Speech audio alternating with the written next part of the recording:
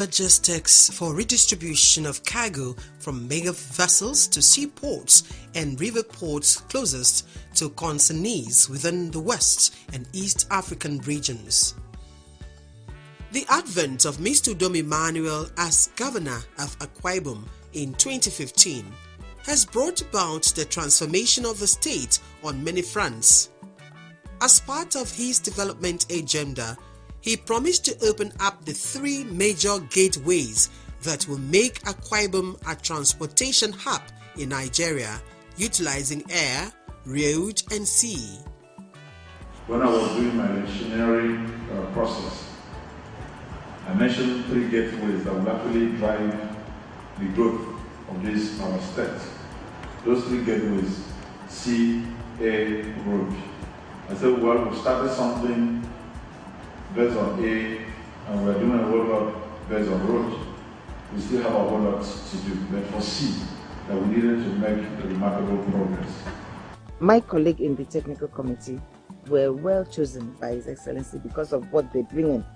We have marine engineers in the committee. We have people who are experts in IT, like Dr. Ekuwem, who has insisted, and especially when we were in that development, that early development stage, that the port should be constructed in a way that is futuristic, that is a smart port, and everything will be automated. And the governor has always been beside us, pushing us and giving the support that we need. In line with his promise, Udom Emmanuel's administration has taken the development of sea routes to Akwa Ibom to an all-time high. His commitment to meaningful development of the Ibom Deep Sea Port was underscored from the onset of his administration in 2015, when he constituted a technical committee to drive the implementation of the multi-billion-dollar projects. And these are 10 Nigerians we are actually bringing up today to bear the arc of building a seaport which will become the cornerstone of commerce and economic growth. I'm sure today is the beginning of that roadmap to realization of this. We sincerely commend His Excellency the Governor. We commend the committee on the implementation of the Ibom Deep Sea Port. They have pursued this with a lot of vigor and resilience. Times have come when it looked as if to those outside who don't know the workings of Ibom Deep Sea Port, as if nothing was happening.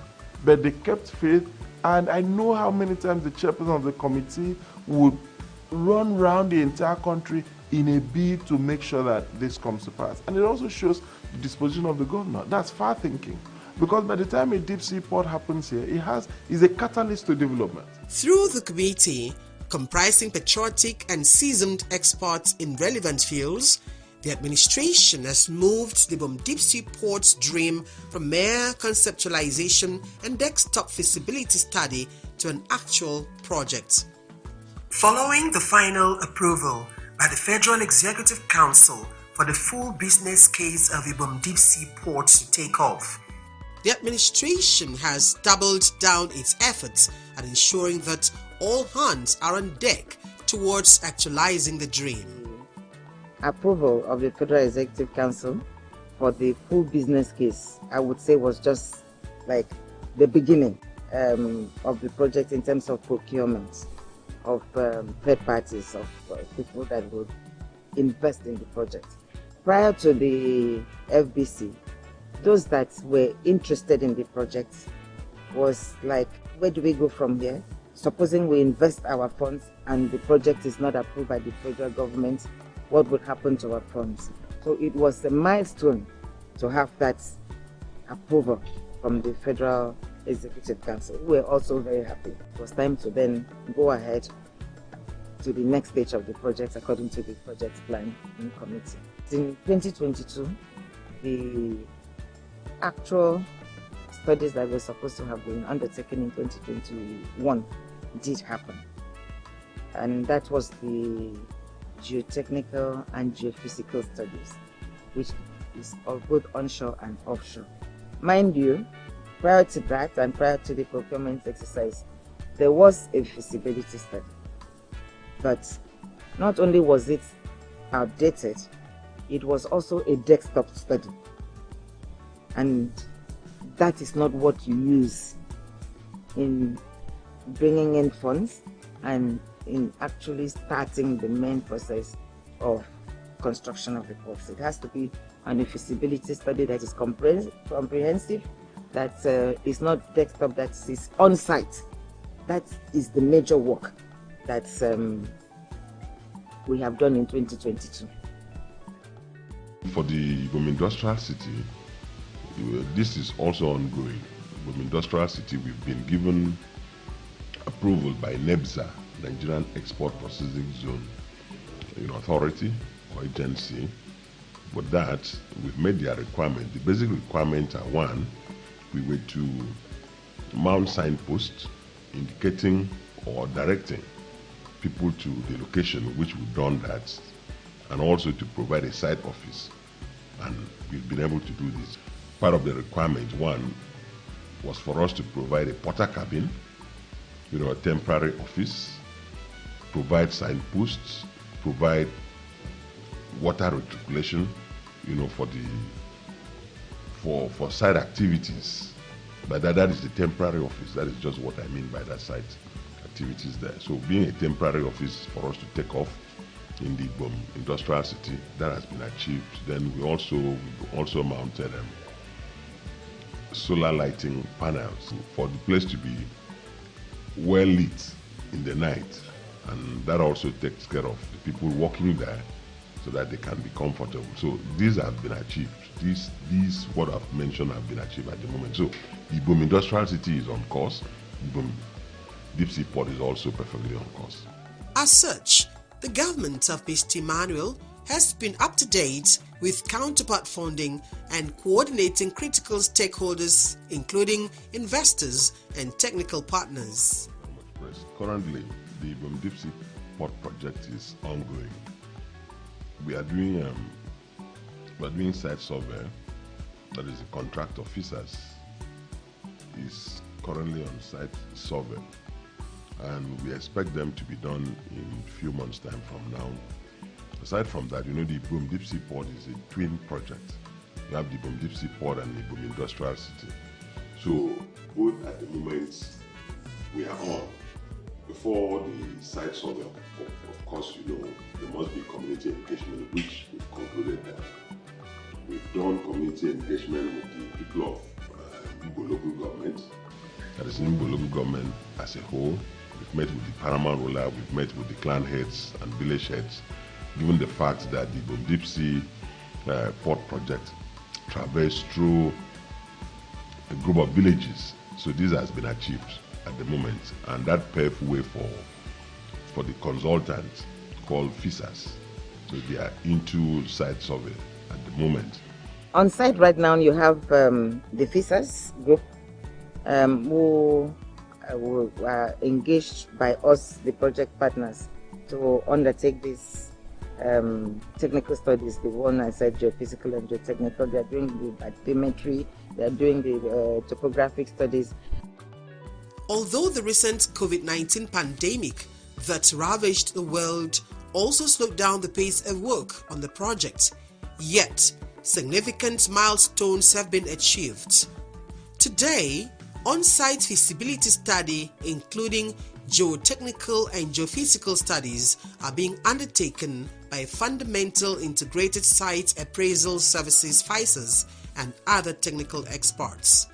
This is Fundamental Integrated Site Appraisal Services Limited, conducting bathymetric and the geophysical survey for the Ibom Deep Seaport projects.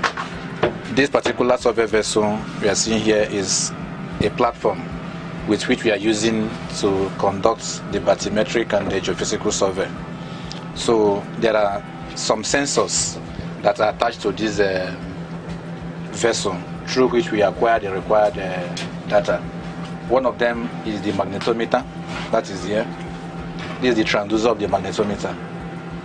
So this way, you have the transducer of the multi-beam echo sounder, as well as the side scan sonar. the echo sounder is for depth measurements, whereas the side scan sonar is for detail survey to identify details on the seabed.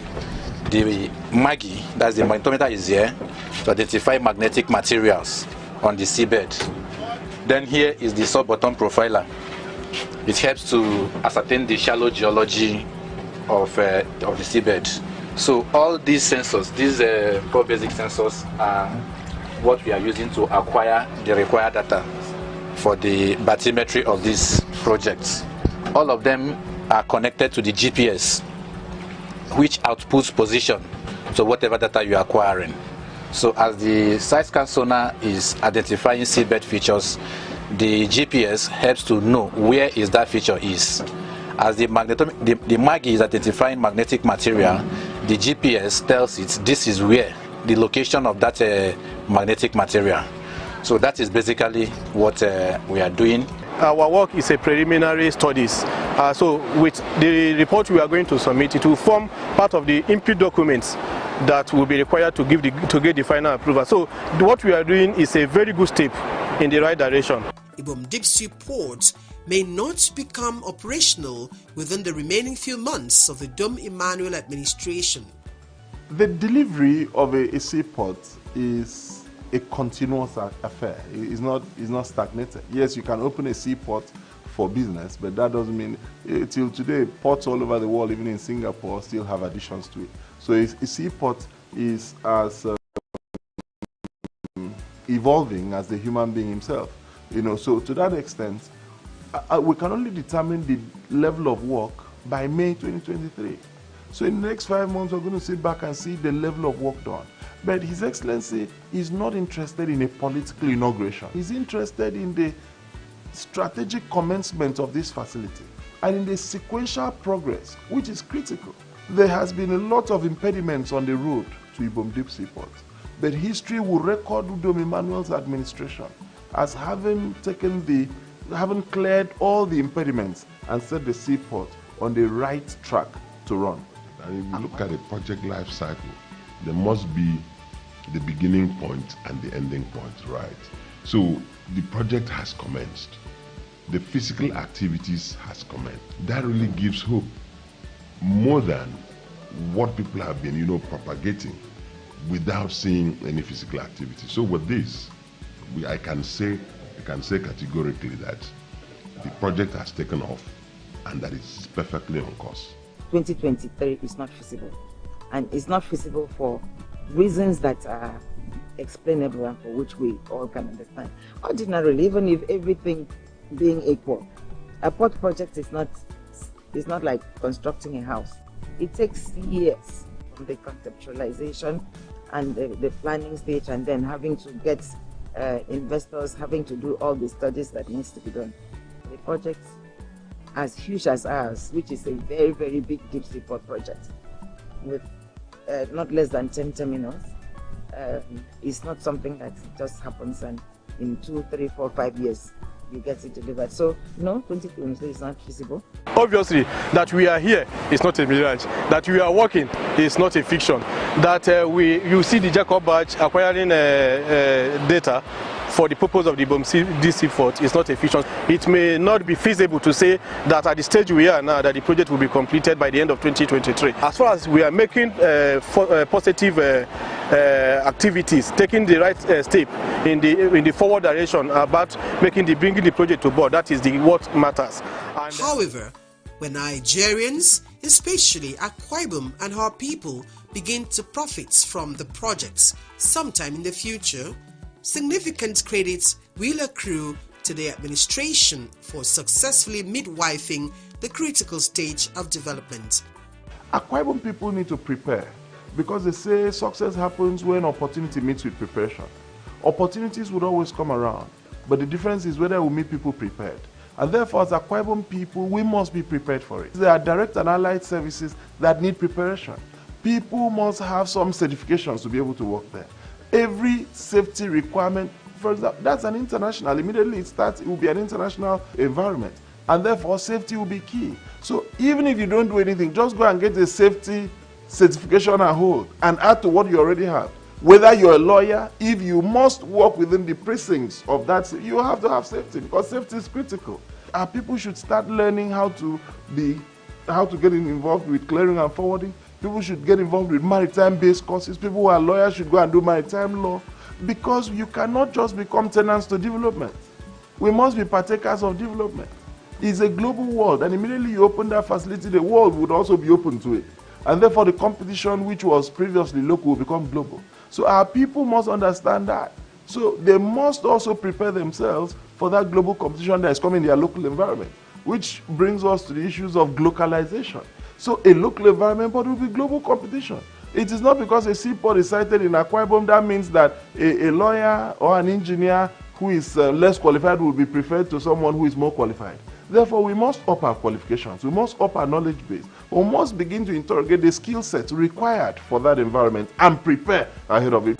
He said to us he wants Akwa Ibom State to be the hub of transportation in Nigeria. The governor has done it on land transport, that is road transport. He has done it in air transport. He said, I make Akwa Ibom the true hub of transportation in Nigeria. The airport, the road is not servicing just us. We know people who come in through Ibom Air and take those safe, beautiful roads to their states outside of Akwa Ibom State. And that is also what will happen. Because our catchment, for the immediate catchment for the port, is the whole of the eastern Nigeria. And that is where we have the industries, that is where we have the importers, big time importers. And they are one of those the areas that we have now put in place when we start our aggressive marketing. Because he has opened Akwa Ibom. It's not just a destination that they used to say is a destination. It's a commercial center. People come in, do business, people pass through, do business, and it's become a very, very busy city. It will be even busier when the port comes in. My expectation is that this seaport will create, one, investment opportunities, two, it will bring in more employment to the people. It will put Akwa Ibom on the map of investments in Africa worldwide. Apart from direct employment, there are others indirect employment. New businessmen will come to Akwa Ibom through this project. Others development will also come up. So Akwa Ibom will never be the same with this kind of development. Ibom Seaport will create job opportunities. And on that note, our brothers and sisters in Akwa Ibom should get themselves ready for the job opportunities in the way of learning trade, going to school, obtaining qualifications to get themselves ready. I'm hopeful that if this infrastructure and development comes in, there will be a lot of opportunities for the indigenes and non-indigenes. Economy is going to grow. The state already is beautiful and is going to do better. So we are looking forward to seeing that this deep sea port comes into reality. Our expectation is that when this Ibom deep sea port comes on stream, it will definitely open up the space for more development, employment, and all that for the people of Akwa Ibom State. So we are expecting this vision to come to reality. Already, the project is providing economic benefits to Akwa Ibom indigenes on many fronts. Apart from the fact that the technical committee on the project is peopled mostly by Akwa Ibomites, a number of the local and foreign technical partners have appreciable local content in their personnel mix. Even before the construction of the port, we had insisted on the principle of local content. In the shipping world, I'm known as Madam Local Content, because I drafted and worked with the National Assembly on the cabotage bill until it became law. So we imported that principle into even our procurement process, that there has to be in detail the local content aspect. And we said in the local content we mean Nigerian owned companies, and even brought it even down, even that Nigerian owned companies must also have Akwa Ibom State companies, because I really do believe in getting the community involved in the project for sustainability process. All of us in that committee believes in that. So even before the port is operational, right now in the studies that are being done, our people are benefiting. Because that whole person's subsidiary Advisian, we insisted that the companies that will do the work that will supervise on their behalf has to be Nigerian and also from Akwa Ibom. Even though we did a competitive bidding process, we discovered that there were some very good companies from Akwa Ibom. The strategic location of Ibom Deep Seaport doesn't just serve Nigeria, it serves the Gulf of Guinea. Recently, the ambassador of Trinidad and Tobago was in Akwa Ibom, still discussing about the strategic positioning of that seaport. The significance of that seaport, not just to Akwa Ibom, not just to Nigeria, and not just to the Gulf of Guinea, but the entire African region. In fact, it crosses over to the Caribbean, cannot be overemphasized. So, it is the earnest desire of the Akwa Ibom state government to gift that seaport to the continent. That Akwa Ibom has the potential to become a major maritime powerhouse in Nigeria and beyond is not in doubt. When Ibom Deep Seaport comes on stream, it will conveniently serve areas such as Sao Tome Joint Development Zone, Equatorial Guinea, Cameroon, Angola, Gabon, Democratic Republic of Congo, Niger, and Chad. As successive administrations deliberately and systematically develop smart seaport, a new gateway gradually opens up for the greater and sustainable prosperity of the state and the people. Indeed, a new gateway to prosperity is here in Akwa Ibom State. Akwa Ibom State, the land of promise. Governor Dom Emmanuel is fulfilling the promise. Excellent infrastructure, industrialization, aviation development, agricultural revolution, human capacity development, giant leap in healthcare and educational development, peace and security, hospitable people, tourist delight and investors heaven. Join the train now. Come, live and work in Akwa Ibom State. Governor Dom Emmanuel, the completion agenda on course. Only God. Powered by the Ministry of Information and Strategy, Akwa Ibom State.